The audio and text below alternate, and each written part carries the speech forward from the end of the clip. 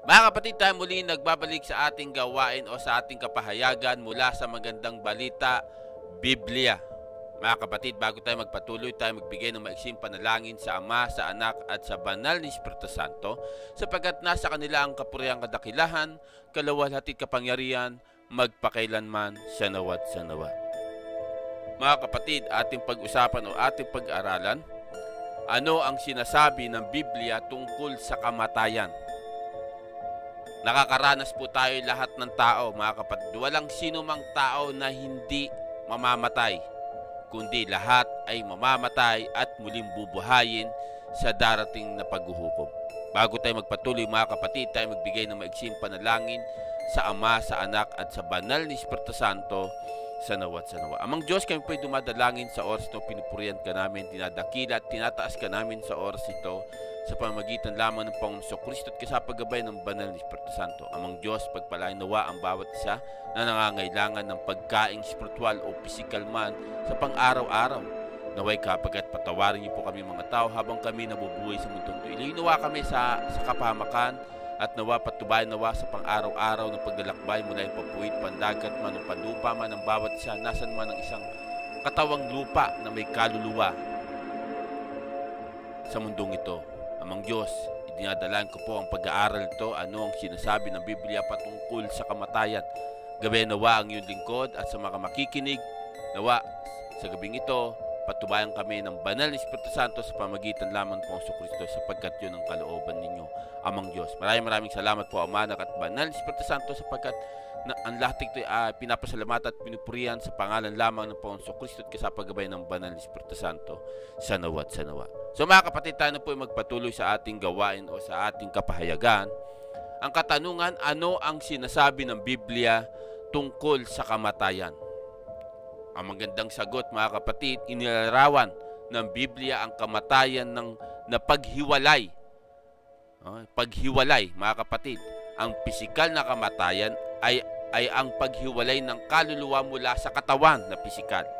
At ang espiritual na kamatayan naman, ang pagkahiwalay ng kaluluwa mula sa Diyos. Ang kamatayan ay resulta ng kasalanan sapagkat ang kabayaran ng kasalanan ay kamatayan. Roma 6:23. At makikita natin, mga kapatid, sa Genesis 3:17, upang pag-anihan ng iyong bukurin, magpakahirap ka hanggang sa malibing yamang sa alabok, doon ka nanggaling sa lupang alabok ay babalik ka rin. Kaya nagkakaroon po ng kamatayan ng isang tao. So tuloy, ang buong mundo ay nasa ilalim ng sumpa ng kamatayan dahil ang lahat ay nagkasala. Kaya kung paano sa pamagitan ng isang tao ay pumasok ang kasalanan sa sanlibutan at ang kamatay ay sa pamagitan ng kasalanan, at sa ganito'y ang kamatayan ay nararanasan ng lahat ng mga tao sapagkat ang lahat ay nangagkasala. Roma 5:12. Sa Genesis 2:17, nagbabala ang Diyos kay Adan na ang kabayaran ng kanyang pagsuway ay kamatayan, walang pagsalang mamamatay ka. Nang sumuway si Adan, agad diyang naranasan ang kamatayang espiritual na naging dahilan ang pagtatago nila sa harapan ng Panginoong Diyos sa pagitan ng mga punong kayo at sa halamanan. Genesis 3:8. Kalaunan, naranasan din ni Adan ang kamatayang pisikal. Genesis 5:5. Doon sa krus, naranasan ni Jesus ang kamatayang pisikal. Mateo 27:50. Ang pagkakaiba ay namatay si Adan dahil siya ay isang makasalanan. Ngunit si Jesus na hindi nagkasala at kusang ibinigay ang kanyang buhay upang maging kahalili ng mga makasalanan. Hebreo 2:9. Pagkatapos, ipinakita ni Jesus ang kanyang kapangyarihan laban sa kamatayan at kasalanan na magbangon siya mula sa mga patay ng ikatlong araw. Mateo 28, pahayag 1:18. Dahil kay Kristo, ang kamatayan ay natalo na. Saan naroon, o kamatayan, ang iyong pagtatagumpay? Saan naroon? Unang Korinto 15:55. Para sa mga hindi mananampalataya, ang kamatayang pisikal ang wakas ng anumang pagkakataon upang tanggapin ang biyaya ng kaligtasan na inaalok ng Diyos. at kung paanong itinakda sa mga tao ang mamatay na minsan at pagkatapos ito ay ang paghuhukom. Hebreo 9:27. Para sa mga mananampalataya, ang kamatayan ay pagtungo sa presensya ni Kristo sapagkat ako'y nagigipit sa magkabila. Akong may nasang umalis, sumama kay Kristo sapagkat ito'y lalong mabuti. 2 Korinto 5:8 at Pilipos 1:23. Totoong-totoo ang pangakong pagkabuhay na magmuli para sa mga mananampalataya, kaya't inilarawan ang kamatayang pisikal na tulad lamang sa pagtulog. 1 Korinto 15:51 at 1 Tesalonica 5:10. Naghihintay tayo sa panahong iyong kung kailan papahirin niya ang bawat luha sa kanilang mga mata at hindi na magkakaroon ng kamatayan. Pahayag 21:4. Amen. So dito mga kapatid, no, pinapakita sa ating mga kapatid kung ano yung sinasabi ng Biblia patungkol, no, sa kamatayan. Diba? Pinakita, naglagay siya ng quote dito mga kapatid na subalit ang Panginoon Kristo namatay, no, namatay din sa pisikal, no? Tandaan natin mga kapatid, namatay at inilibing. Ganon din naman po tayo mga kapatid, no? Tayong mga tao, 'di ba? Sabi nga dito mga kapatid, no? At kung paanong itinakda sa mga tao ang mamatay na minsan at pagkatapos ito ay ang paghuhukom, 'di ba? Ibig sabihin, mamamatay talaga ang isang pisikal na katawan. Pero binigyan tayo ng pagkakataon ng makapangyarihang Diyos Ama na hindi natin maranasan yung ikalawang kamatayan, kung saan parurusahan ang mga taong hindi tumanggap sa anak ng Diyos. Napakasarap isipin mga kapatid, tayong mga kumikilala at nakakilala sa Ama, sa Anak at sa banal ni Espiritu Santo, na binibigyan tayo ng pagkakataon ng makapangyarihang Diyos na hindi natin sapitin ang ikalawang kamatayan sa darating na paghuhukom. At binibigyan tayo ng pagkakataon mga kapatid na ipamahagi ang salita ng Diyos sa ating kapwa para sila naman ay makabatid na hindi nila maranasan ang ikalawang kamatayan sa darating na paghuhukom. Tandaan natin mga kapatid, sabi nga ng Biblia na hahatulan tayo ayon sa ating ginawa. Tandaan natin mga kapatid, hahatulan ng tao ayon sa kanyang ginawa. Ngayon, ultimo ako mga kapatid, ako hindi ko alam kung hindi ko pwedeng pangunahan ng Diyos sa aking kaligtasan, bagamat sinusunod ko ang kanyang kalooban sa pamagitan ng Panginoong Kristo at kasapagabay ng banal ni Espiritu Santo. Pero hahatulan pa rin ako ng Diyos ayon sa aking ginawa. Tandaan natin mga kapatid, hindi ako banal. Isang makasalanan din ako. Pero pinipilit ko maging banal o maging banal sa paningin ng Diyos sa pamagitan ng pagtanggap ko sa buhay ko kay Kristo at pagyakap ko sa Ama na nasa langit at pagtanggap ko sa buhay ko ang banal ni Espiritu Santo para gabayan pang araw-araw na nabubuhay ako sa mundong ito. Tandaan natin mga kapatid, minsan lang mabuhay ang isang tao. Tandaan natin. Kaya nga sabi nga din sa Genesis, 'di ba? Na yamang sa alabok, 'di ba? Doon ka nang galing. Sa lupang alabok ay babalik ka rin. Babalik din ang ating katawan lupa mga kapatid. Itong katawan lupang itong pisikal na nakikita nyo, babalik to sa alabok dahil doon tayo nang galing. Yan ang sinasabi ng makapangyarihang Diyos Ama na nasa langit mga kapatid. So ating pagbulay-bulayin mga kapatid, napakasarap isipin mga kapatid na may mga pagkakataon tayo na mas matutunan natin kung bakit nagkakaroon ang isang tao ng hangganan sa mundong ito. Tandaan natin mga kapatid, ang lahat ng tao, tandaan natin kasi isipin nyo mga kapatid, kung walang kamatayan sa mundong ito, lahat merong magpakailanmang buhay. Baka hanggang ngayon sa panahon ito si Adan at si Eva kasama natin. Baka sila ang pinaka nagmamay-ari kasi sila ang pinakauna sa lahat. 'Di ba? Isipin niyo na lang. Kaso nga lang mga kapatid, dahil nga nagkasala si Adan at si Eva, pumasok ang kamatayan sa pisikal. Napag-aralan natin yung kagabi mga kapatid. So, panoorin yung mga ibang live streaming ko uploaded na doon nyo makikita kung bakit nagkaroon ng spiritual na kamatayan at nagkaroon ng pisikal na kamatayan. Ngayon, ating pag-usapan, ano ang sinasabi ng Biblia tungkol sa kamatayan? Una, sinasabi rito mga kapatid, inilarawan ng Biblia ang kamatayan na paghiwalay. Ang pisikal na kamatayan ay paghiwalay ng kaluluwa mula sa katawan. So, paano natin malaman yan mga kapatid? Ang paghihiwalay ng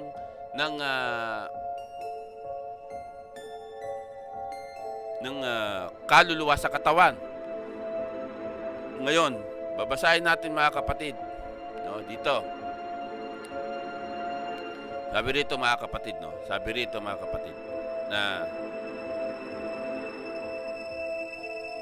sa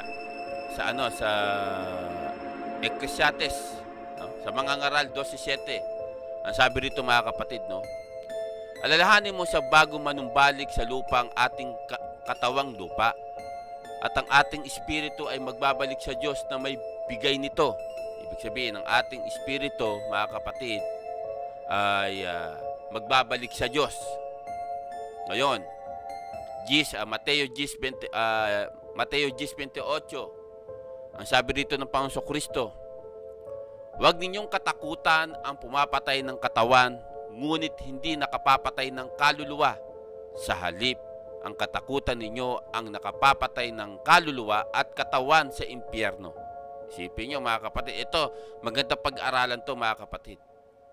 So ngayon, ano rin ba sinasabi ng Ecclesiastes 3:21? Sabi rito mga kapatid, sino nakatitiyak kung ang kaluluwa ng tao ay aakyat saan? Sa itaas, di ba? Walang nakakaalam mga kapatid. Kung ang isang kaluluwa ng tao ay aakyat ba sa taas? So, yun, binasa ko po sa inyo mga kapatid sa mga ngaral, So ngayon, tuloy natin. At ang spiritual na kamatayan naman ang pagkahiwalay ng kaluluwa mula sa Diyos. Ngayon, isipin nyo mga kapatid, basahin natin uli mga kapatid. Sinasabi rito kung bakit saan babalik. Dito pa rin sa mga ngaral 12:7, sabi niya rito mga kapatid, na alalahanin mong siya bago manumbalik sa lupa ng ating katawang lupa, at ang ating espiritu ay magbabalik sa Diyos na may bigay nito. Diba? Magbabalik sa Diyos. So ngayon, ang tanong mga kapatid, ang kaluluwa ba at ang espiritu ay sabay na magbabalik sa Diyos? Anong sinasabi sa Hebreo mga kapatid? Hebreo 4:12, sapagkat ang salita ng Diyos ay buhay at mabisa, higit na matalas kaysa sa alimang tabak na magkabilay talim. Ito'y tumatagos maging sa pinaghihiwalayan ng kaluluwa at espiritu, ng mga kasukasuhan, ng utak sa buto, at ng nakatataho ng mga iniisip at binabalak ng tao. Isipin nyo mga kapatid, ang Diyos mismo ang pwedeng makapaghiwalay doon sa kaluluwa at espiritu. Mga kapatid, yung espiritu, yun yung buhay ng tao mga kapatid.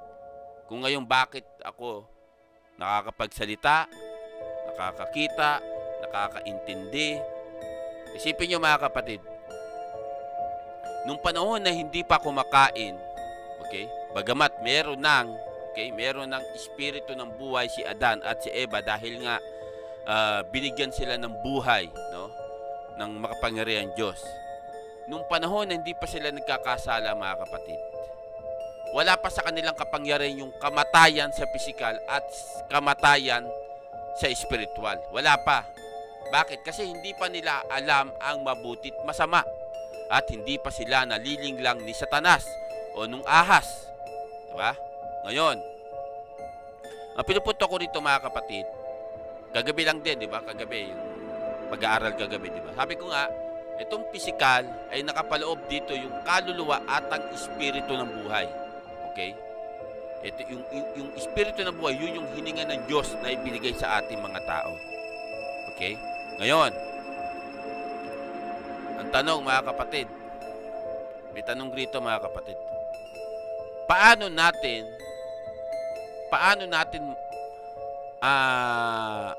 mararanasan yung isang bagay na dapat nating unawan, itindihin sa darating na hinaharap? Diba? Paano natin maunawa at maiintindihan ang isang bagay na darating sa hinaharap? Ngayon, gito kasimple lang mga kapatid. Bilang pisikal itong katawan to na nakapaloob ang kaluluwa at espiritu. At para manumbalik sa Diyos, huwag nating kalilimutan na merong siyang ibinigay para manatili ang ating buhay na walang hanggan sa darating na hinaharap, o para makatanggap tayo ng isang buhay na walang hanggan. Tuloy natin yan mamaya. Sundan natin to mga kapatid. So ngayon, tuloy, ang kamatayan ay resulta ng kasalanan. Totoo naman, di ba? Dalawang uri yon mga kapatid. Dalawang uri yon. May kamatayan sa pisikal at mananatiling kamatayan sa espiritual. Dalawang uri yan mga kapatid. Tandaan natin dalawang uri yan. Ngayon, binigyan tayo ng pagkakataon mabuhay sa mundong ito ng Diyos. Okay, ito yung sinasabi ko kanina, ito, iduduktong ko yon. Paano natin matatanggap yung buhay na walang hanggan sa espiritual? Yun po ay sa pamagitan ng Panginoong Hesukristo. Okay? Sa pamagitan ng Panginoong Hesukristo. Di ba? Ang sabi nga ng banal na salita, di ba, na ganun na lamang ang pag-ibig ng Diyos sa libatang ito at ibinigay niya ang kanyang kaisa-isang bugtong na anak upang ang sinumang sumampalataya sa kanya hindi mapahamak kundi magkaroon ng buhay na walang hanggan. Di ba? Sa pamagitan ng anak. Ngayon, tuloy natin mga kapatid. Kaya ako sinabing dalawang uri ang kamatayan ay resulta ng kasalanan. Dalawang uri mga kapatid. Yung isang uri, yun talaga yung pisikal na mamamatay talaga itong pisikal nito. Yung isang uri, yung spiritual na kamatayan. Na kung patuloy kang gumagawa ng pagkakasala at patuloy kang hindi mo tinanggap si Kristo sa buhay mo at hindi ka nagbago sa pamagitan ng Panginoong Kristo, patay tayo sa paningin ng Diyos. Diba? Kagabi lang, napag-aralan na natin to. Idinadagdag ko lang rito mga kapatid. Bakit? Ano ba sinasabi ng Biblia mga kapatid? Sapagkat ang kabayaran ng kasalanan ay kamatayan. Roma 6:23, totoo naman mga kapatid. Kaya nga kailangan natin mamatay dahil kailangan natin bumalik saan? Yamang sa alabok. Doon ka nang galing. Sa lupang alabok ay babalik ka rin. Kailangan nating mamatay mga kapatid. Dahil lahat tayo nang nagkasala. Pero yung nais ng Diyos Ama na makamtam ng isang tao, okay, habang nabubuhay pa rito sa mundong ito, yung buhay na walang hanggan. Yan ang nais ng Ama na nasa langit. So paano natin makakamit yon, yung buhay na walang hanggan? Sumunod tayo sa kalooban ng Ama na nasa langit sa pamagitan nino, sa pamagitan ng Panginoong Jesucristo, at magpasakop tayo sa gabay ng banal na Espiritu Santo sapagkat yun ang kalooban ng Ama na nasa langit. So tuloy mga kapatid, tuloy natin. Ang buong mundo ay nasa ilalim ng sumpa ng kamatayan, ay pumasok sa kasalanan sa sanlibutan. Ulitin natin mga kapatid. Ang buong mundo ay nasa ilalim ng sumpa ng kamatayan dahil ang lahat ay nagkasala. Okay? Nagkasala. Totoo naman, lahat naman tayo makasalanan. Walang nibet. Sabi nga ni Apostol Pablo, walang matuwid ni isa. Diba? Sabi ni Apostol Pablo.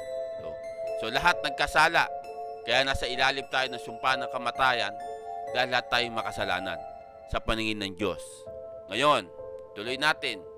Kaya kung paano sa pamagitan ng isang tao ay pumasok sa kasalanan sa sanlibutan, at ang kamatayan sa pamagitan ng kasalanan, at sa ganito'y ang kamatayan ay naranasan ng lahat ng mga tao sapagkat ang lahat ng nagkasala. Roma 5:12. Totoo naman. Ito nga, di ba mga kapatid? Walang taong nabubuhay sa mundong ito, lalo na sa panahon natin. Kahit sa panahon ng mga apostol, mga kapatid, nagkakasala at nagkakasala ang mga tao hanggang sa panahon natin. Ngayon, ano bang dahilan ng Diyos kung bakit ibinigay niya ang kanyang kaisa-isang anak dito sa lupa? Bakit niya isinugo?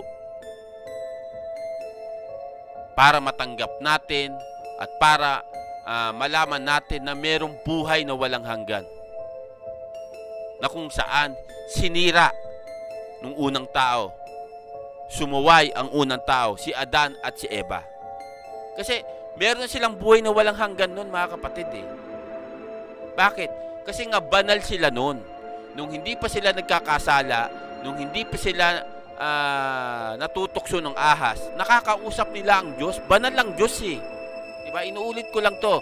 Nasabi ko ito na kagabi, pero inuulit ko lang ngayon. Diba? Banal lang Diyos.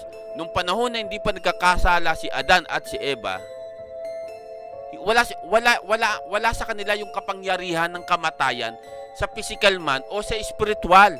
Bakit? Wala silang muwang, wala silang kaalam-alam, wala silang alam na mabutit masama. Kaya nga hubad sila na hindi nila alam na sila'y hubad sa harapan ng Diyos.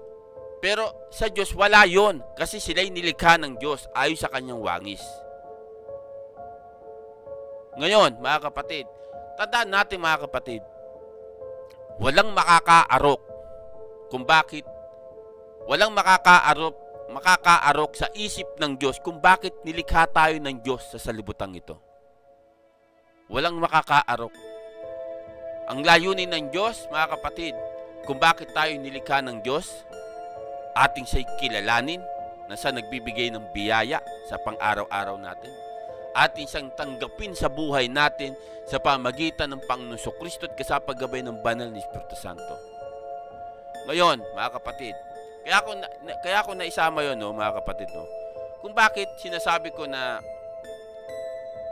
nung panahon ni Adan at Eva, wala pa sa kanila yung kapangyarihan ng kamatayan kasi hindi pa sila nakakakain nung pinagbabawal ng bunga. Kaya nga, di ba, ang sabi rito, mga kapatid, tuloy natin, mga kapatid, sa Genesis 2:17. Ano sabi ng Diyos? Nagbabala ang Diyos kay Adan. Sabi, di ba? Sabi niya, nagbabala ang Diyos kay Adan na ang kabayaran ng kanyang pagsuway, paggawa ng kasalanan, ay kamatayan. Pansinin nyo, walang pagsalang mamamatay ka.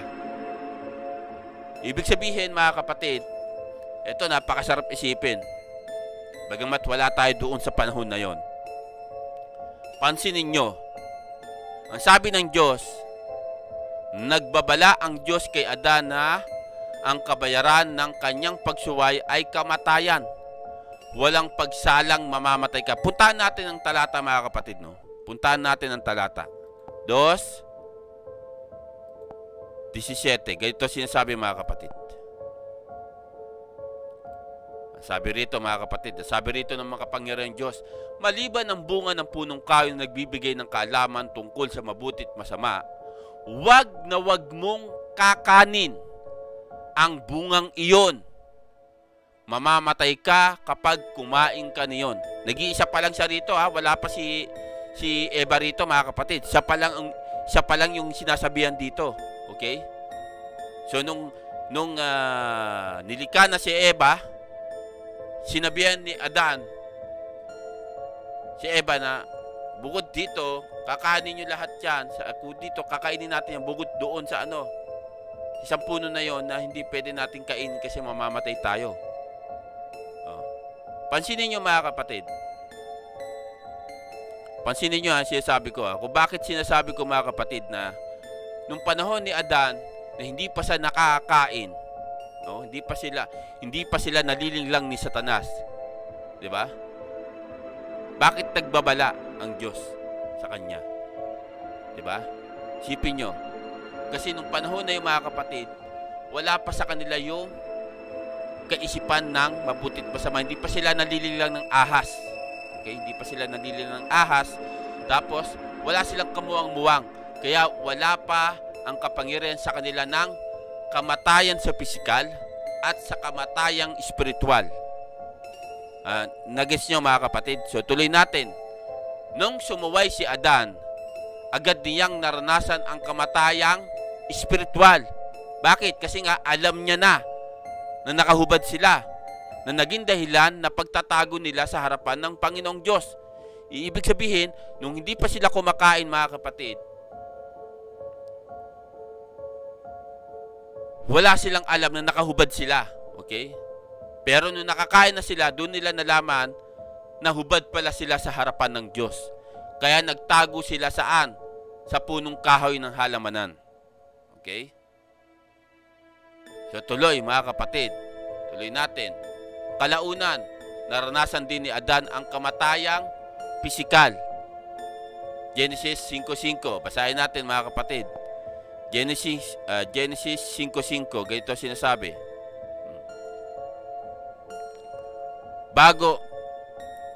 Genesis 5:5. Sabi rito mga kapatid, no? Bago namatay sa gulang na 930. Ito siya sabi ko, mahigit 900 na taon mga kapatid. Bago siya namatay. Si Adan mga kapatid, no? So tuloy mga kapatid, tuloy natin. Kaya sabi ko nga, lahat ng tao sa mundong ito, hanggang sa panahon natin, mararanasan na mamatay sa pisikal. Pero dahil mahal tayo ng Diyos, mahal tayo na makapangyarihang Diyos Ama, ibinigay niya ang kanyang bugtong na anak. Para ano? Para magkaroon ng buhay na walang hanggan. Hindi man sa pisikal na mabubuhay ka hanggang sa panahong ito, tapos aabutan mo po yung pagdating ng anak ng Diyos, ibang usapan na yon, imposible na yon. Kasi mamamatay ang pisikal na katawan mo. So tuloy mga kapatid, tuloy natin. Doon sa krus, sabi rito mga kapatid, doon sa krus naranasan ni Jesus ang kamatayang pisikal. Ito yung sinasabi ko mga kapatid, mamamatay talaga yung pisikal. Pero anong pagkakaiba nila ni Adan at ng Panginoong Kristo? Ang pagkakaiba ay namatay si Adan dahil sa isang makasalanan. Dahil sa isang makasalanan, nagkasala nga si Adan. Ngunit si Jesus na hindi nagkasala at kusang ibinigay ang kanyang buhay upang maging kahalili ng mga makasalanan. Hebreo 2:9. Yan ang layunin ng Diyos mga kapatid. Yan ang layunin ng Diyos mga kapatid. Tandaan natin. Dahil ganoon na lamang ang pag-ibig ng Diyos sa salubutang ito. Ibinigay niya ang kanyang kaisa-isang bugtong na anak upang ang sino mang sumampalataya sa kanya ay hindi mapahamak kundi magkaroon ng buhay na walang hanggan. Isipin niyo mga kapatid. Kasi isipin nyo mga kapatid. Nung panahon ng lumang tipan, kapag nagkakasala ang isang tao, mga kapatid, nag-aalay ng isang uri ng hayop. O basta, kung ano man yung nagawa mong kasalanan, kailangan mo mag-alay sa dambana. Kung saan naroroon ang mga Levita, nag-aayos ng so doon mo iaalay, doon mo ibibigay. Sila mag-aalay sa'yo. Para sa iyo. 'Di ba? Pero dahil nga pangkalahatan na ng kasalanan ng lahat ng tao, pinasugo ng Diyos Ama ang kanyang kaisa-isang bugtong na anak upang maging handog sa pangkalahatan ng mga kasalanan ng tao at magkaroon tayo ng buhay na walang hanggan sa pamamagitan sa pamamagitan ng Panginoong Jesucristo. So tuloy mga kapatid, tuloy natin. Ang pagkakaiba, pagkatapos, tuloy natin dito, pagkatapos, ipinakita ni Jesus ang kanyang kapangyarihan laban sa kamatayan at kasalanan nang magbangon siya mula sa patay ng ikatlong araw. Ibig sabihin, hindi ang Panginoong Kristo mga kapatid, namatay siya sa loob ng 3 araw at nabuhay sa muli pagkatapos ng ikatlong araw. Dito pinapakita mga kapatid na kung paano namatay ang Panginoong Kristo, ganun din naman tayo, no? Mamamatay din tayo itong physical nating katawan. Okay? Ngayon, ganun din naman mga kapatid, no? Na sa darating na paghuhukom, sa darating na panahon ng paghuhukom, lahat ng mananampalataya at lahat ng tao ay bubuhayin muli ng Diyos. Okay? Para ano?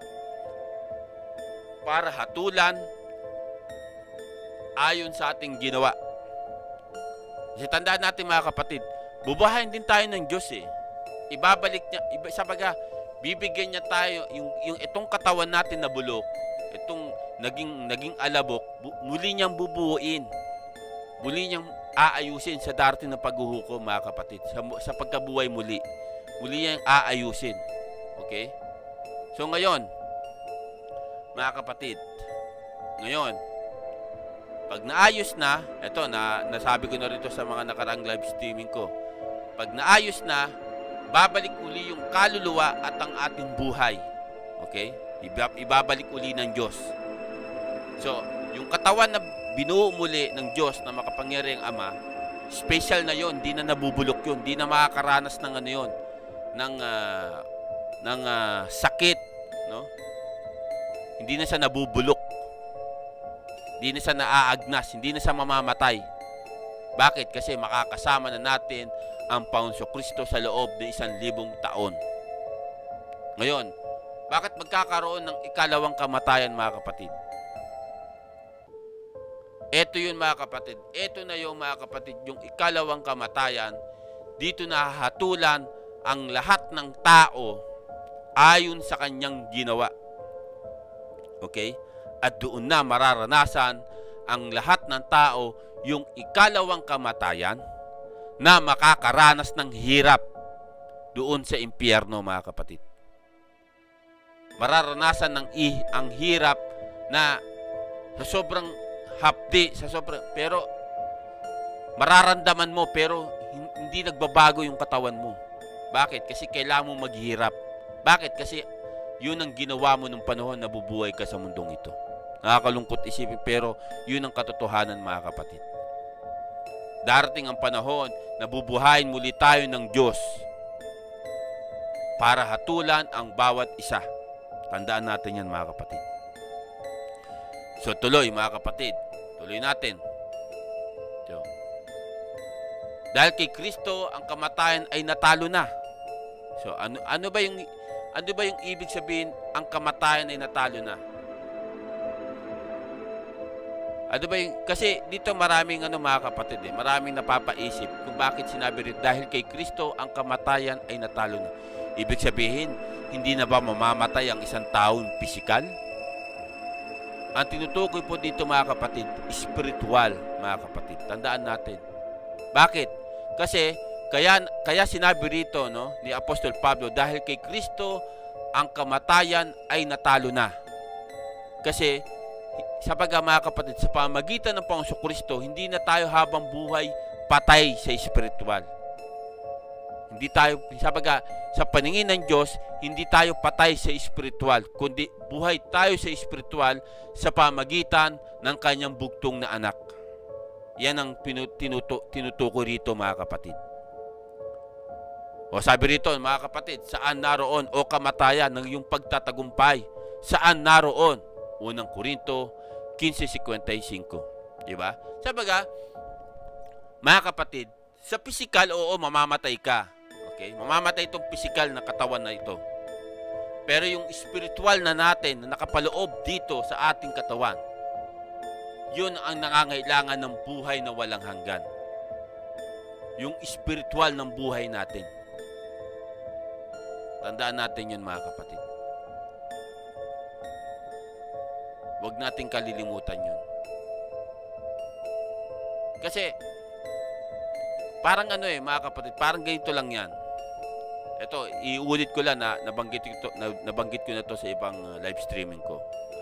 Na ang kaluluwa at ang espiritu, okay, Paghihiwalay ng Diyos yan. Kababasa ko lang kanina, di ba? Paghihiwalay ng Diyos yan. Ngayon, yung espiritu ng buhay, mga kapatid, babalik yan doon sa Diyos. Okay, babalik sa Diyos yan. Yung kaluluwa, saan mapupunta, mga kapatid? Ang isang kaluluwa, mga kapatid, mapupunta yan kung saan mag-aantay sila hanggang sa dumating ang Panginoong Kristo. Wala pang nakabalik. Matandaan natin, mga kapatid, wala pang nakabalik mula sa kabilang buhay at bumalik dito sa mundong ginagalawan natin. May mga napapanood ako, sabi nila, nung namatay sila, hindi sila sadyang namatay nun, mga kapatid. Sadyang nakatulog lang sila ng matagal. Kasi huminga sila eh. Ang kaluluwa nila, umalis. Okay? Pero yung espiritu ng buhay, nandoon sa katawan niya. Nandoon sa katawan niya, mga kapatid. Kasi kung parehas umalis yun, yung espiritu ng buhay at ang kanyang kaluluwa, patay talaga yung katawan na yun. Wala nang buhay yun. Pero dahil nga may pintig pa ang kanyang puso, tumitibok pa ang kanyang puso. Kaya yung tinatawag na mga nakomatos, di ba? Yung kaluluwa nila, wala ron sa katawan na yon. Pero yung espiritu ng buhay, nandoon. Kasi nga, tumitibok pa rin yung puso niya. Kaya nga tinatawag na comatose. Yung tinatawag ng mga kapatid. Tandaan natin yan, mga kapatid. Ngayon, mga kapatid, sabi ko, sabaga pinapaliwanag ko lang maigi, mga kapatid, no, na yung kaluluwa at ang espiritu, paghihiwalayin talaga ng Diyos yan, mga kapatid. Paghihiwalay ng Diyos yan. Tandaan natin yan. Kasi sinasabi sa mga kapatid, no? Sinasabi sa Hebreo, mga kapatid, no? Ito nga, di ba? Kaluluwa at espiritu, di ba? Pinaghihiwalayan ng kaluluwa at espiritu. Ibig sabihin, ang salita ng Diyos, mga kapatid, ang may kakayahan lang makapagpahiwalay sa kaluluwa at espiritu. So tuloy natin, mga kapatid, no? Para sa mga hindi mananampalataya, ang kamatayang pisikal ang wakas ng anumang pagkakataon upang tanggapin ang biyaya ng kaligtasan na inaalok ng Diyos. Sa pamagitan nino, mga kapatid? Sa pamagitan ng Panginoong Jesucristo, mga kapatid. Kasi ito nga nililinaw ko kanina. Gusto ko pang ipaalam o paunawa sa inyo, mga kapatid, na ang gusto ng Diyos, habang nabubuhay tayo in pisikal, dahil buhay din ang ating spiritual at ang ating sabaga, totoo naman buhay ang ating espiritong, dahil yun ang talagang nagpapagana sa katawan natin at sa ating kaluluwa. Sabaga ganito, ang gusto ng Diyos, mga kapatid, ang gusto ng Diyos, habang nabubuhay tayo sa mundong ito, magkaroon tayo ng kaligtasan na inaalok niya sa pamagitan ng Panginoong Kristo. Hindi man sa pisikal, mga kapatid. Hindi man sa pisikal, kundi sa espiritual na kamatayan.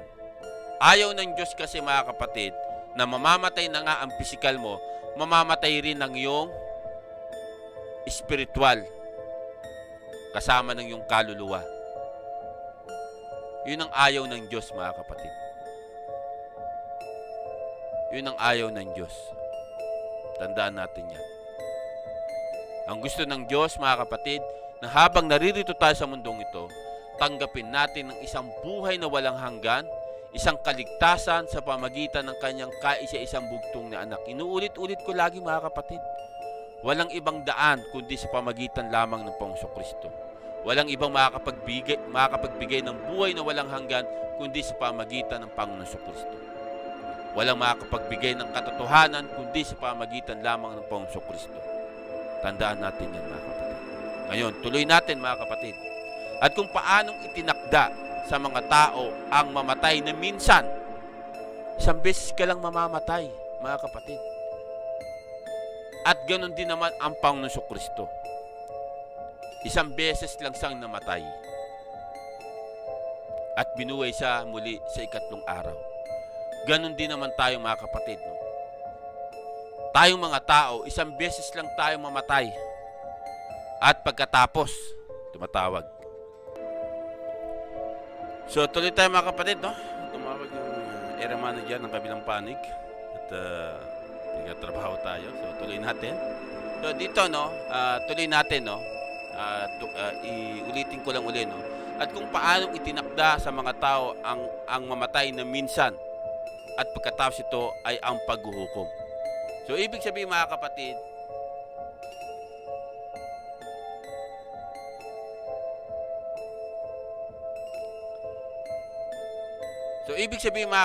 no, ibig sabihin lang na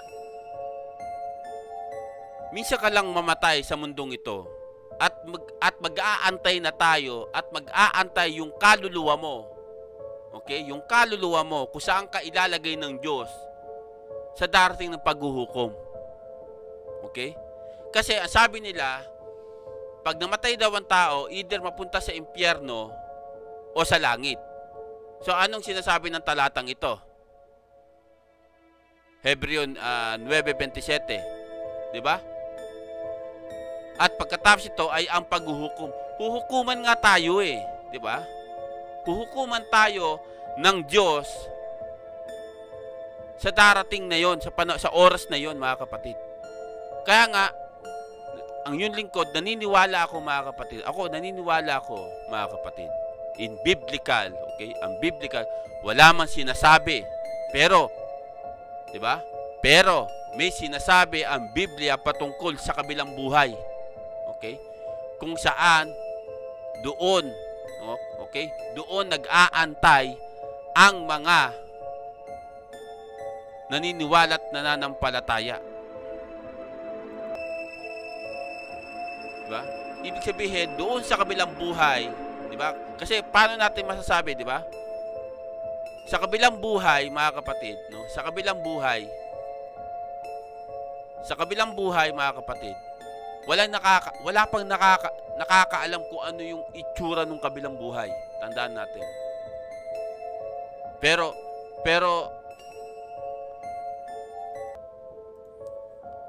sabagat, 'di ba mga kapatid, no? Wala pang nakakaalam, no? Wala pang nakababalik mula sa kabilang buhay tapos babalik dito sa in the present, dito sa mundong ginagalawan natin. So, yun ang aking mga kapatid, no? Yun ang aking pagkakaunawa na pag namatay ang isang tao, mapupunta sa kabilang buhay kung saan mag-aantay ng paghuhukom. At kasi nga muling bubuhayin ng lahat ng tao, di ba? So ngayon, tuloy natin mga kapatid. Tuloy natin. Para sa mga mananampalataya, ang kamatayan ay pagtungo sa presensya ni Kristo, sapagkat ako'y nagigipit sa magkabila. Akong may nasang umalis sa sumama kay Kristo, sapagkat ito'y lalong mabuti. Ikalawang Korinto 5:8 at Pilipos 1:23. Dito pinapakita rito mga kapatid ni Apostol Pablo na mas ninanais niya, mas ninanais na ni Apostol Pablo na mawala na sa mundong ito para para makasama niya na ang Panginoon Kristo. Okay? Dito pinapakita rito mga kapatid, hindi indirect, okay? Hindi indirect. Sabaga inaasam na, Inaasam na ni Apostol Pablo na oras na mamatay siya, makakamtam niyang makasama na ang Panginoon Kristo. Pero sabi ko nga, walang nakakaalam ang nakatakda na mangyayari sa hinaharap kundi ang Ama lamang. Kaya nga nagkaroon ng sa kabilang buhay, mga kapatid, 'di ba? Sapagkat doon sa kabilang buhay, mga kapatid, tandaan natin mga kapatid, huwag nating aasahan na parehas ang oras doon sa kabilang buhay at dito sa mundong ginagalawan natin. Huwag nating isipin yon. Magkaiba yon. Magkaiba ang oras sa kabilang buhay. Magkaiba ang oras doon sa langit kung nasaan ang makapangyarihang Diyos. At magkaiba ang oras siguro doon sa impyerno. At magkaiba ang oras dito sa mundong ginagalawan natin. Walang nakakaalam. Sinasabi ko mga kapatid, walang nakakaalam. So ngayon, tuloy natin mga kapatid. Tuloy natin. Totoong-totoo ang mga pangakong pagkabuhay na magmuli para sa mga mananampalataya, kaya't inilarawan ang kamatayang pisikal na tulad lamang sa pagtulog. Basahin natin mga kapatid, no? Unang Korinto 15:51. Ganito sinasabi mga kapatid. Pakinggan ninyo ang hiwagang ito. Hindi mamamatay ang lahat, ngunit lahat tayo'y babaguhin. Ito yung sinasabi ko mga kapatid, no? Babaguhin. Yung sinasabi rito ni Apostol Pablo mga kapatid, nasabi niya rito, no? Hindi mamamatay ang lahat, ngunit lahat tayo'y babaguhin. Ito yung panahong ito mga kapatid ng rapture. Okay, ito yung panahon ng rapture mga kapatid. Yung mga maaabutan na buhay ng rapture, hindi sila mamamatay. Okay? Hindi sila namatay nung panahon ng rapture, pero babaguhin sila. Tapos yung mga namatay na nananampalataya kay Kristo ay muling bubuhayin ng makapangyarihang Diyos Ama sa pangalan ng Panginoong Kristo mga kapatid. Ito yung patungkol dito mga kapatid. So, ito yung sinasabi ko mga kapatid na darating ang panahon na babaguhin ang ating katawan. Sabi rito sa 53, tuloy natin, sapagkat itong katawang nabubulok ay dapat mapalitan ng di nabubulok at ang katawang namamatay ng di namamatay. Ito yun mga kapatid. Ito yun na kung bakit kailangan natin tanggapin natin si Kristo sa buhay natin mga kapatid. Tandaan natin yan mga kapatid. Para makamtan natin yung katawang hindi nabubulok at nasisira. Bagamat lahat naman bubuhayin mga kapatid Lahat ng tao sa mundong ito, mananampalataya man o hindi, bubuhayin ng Diyos. Bakit? Kasi nga hahatulan siya ayon sa kanyang ginawa. Tandaan natin yan mga kapatid. So, Ikalawang Tesalonica, basahin din natin mga kapatid. Ikalawang Tesalonica. Unang Tesalonica pala. 5:10. Ganito sinasabi mga kapatid. No? Namatay siya para sa atin upang tayo mabuhay na kasama niya. Buhay man tayo o patay sa kanyang muling pagparito. Diba? Sipin nyo mga kapatid. Diba? Sipin nyo dito, ito yung talagang pagparito ng Panginoon Kristo, di ba? Sabi niya rito, namatay siya para sa ating upang tayo'y mabuhay na kasama niya. Ang pinupunto rito ni Apostol Pablo mga kapatid, ang nais ng Panginoon Kristo, no? Namatay siya para ano? Para mabuhay tayo na kasama siya. Ibig sabihin, namatay ang Panginoon Kristo dahil sa ating kasalanan. Okay, namatay ang Panginoon Kristo dahil sa ating kasalanan. At para sa pamagitan ng Panginoong Kristo, manumbalik tayo sa Diyos para magkaroon tayo ng buhay na walang hanggan. Kaya nga sinabi ng Apostol Pablo rito, buhay man tayo o patay, sa kanyang muling pagparito, makakasama natin sa mga kapatid. Ito yung mga maaabutan sa mangyayari sa hinaharap mga kapatid. Tandaan natin yan. Ngayon, tuloy natin mga kapatid. Naghihintay tayo sa panahong iyon kung kailan. Ano yun? Papahirin niya ang bawat luha sa kanilang mga mata at hindi na magkakaroon ng kamatayan. Ito na yung mga kapatid. Basahin natin. Pahayag 21:4.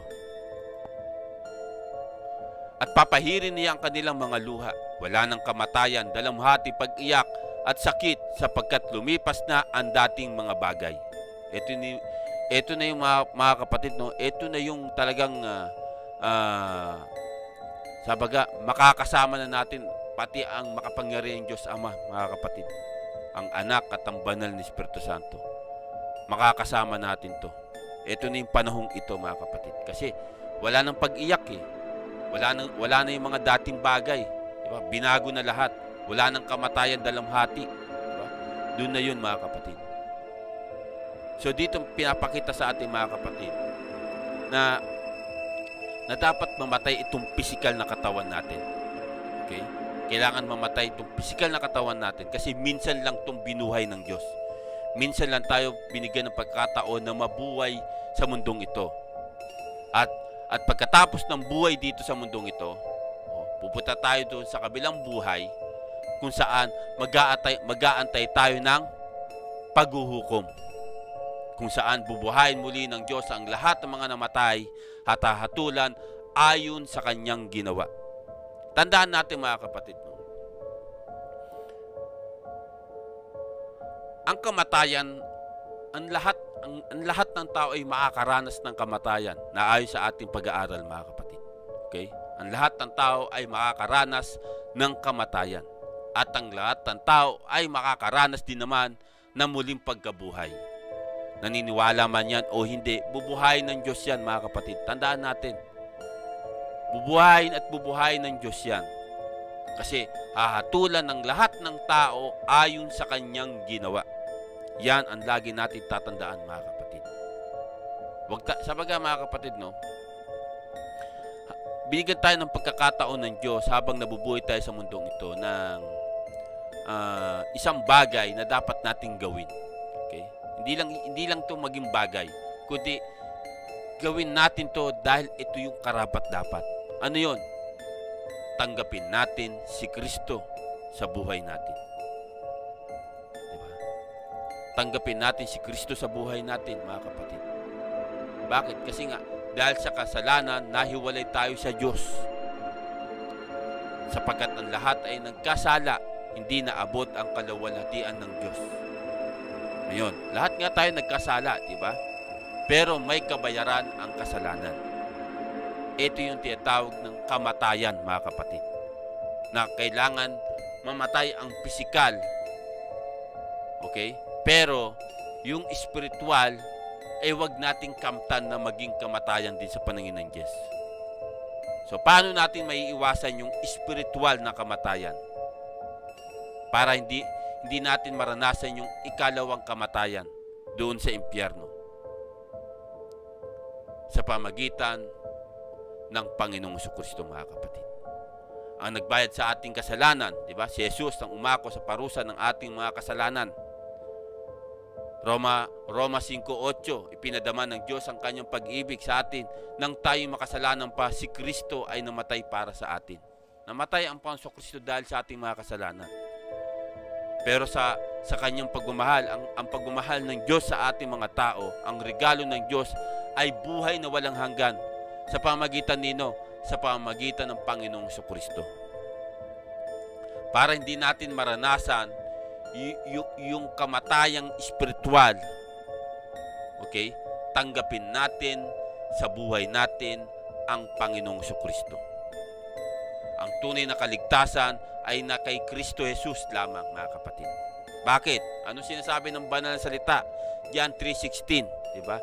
Gayon na lamang ang pag-ibig ng Diyos sa salibutang ito at ibinigay niya ang kanyang bugtong na anak na sino mang sumampalatay sa kanya ay hindi mapahamak, kundi magkaroon ng buhay na walang hanggan. Yan ang nais ng Ama na nasa langit, mga kapatid. Natanggapin natin sa buhay natin si Kristo para magkaroon tayo ng buhay na walang hanggan at hindi natin maranasan yung ikalawang kamatayan sa hinaharap. Bakit?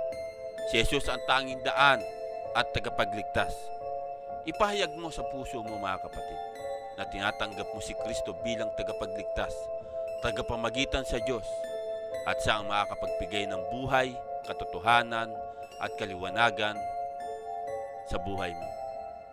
Subukan mo, mga kapatid, na kausapin ang Diyos sa puso mo kung dapat mo bang tanggapin sa buhay mo si Kristo o hindi. Siya lamang ang makakapagbigay sa iyo ng katotohanan, mga kapatid, na karapat-dapat na tanggapin mo sa buhay mo ang Panginoon Jesucristo dahil siya ang makakapagbigay sa atin ng kaligtasan. Manalangin ka, mga kapatid. Manalangin ka na iyong matunghayan ng katotohanan tungkol sa kaligtasan sa pamagitan ng Panginoong Jesucristo.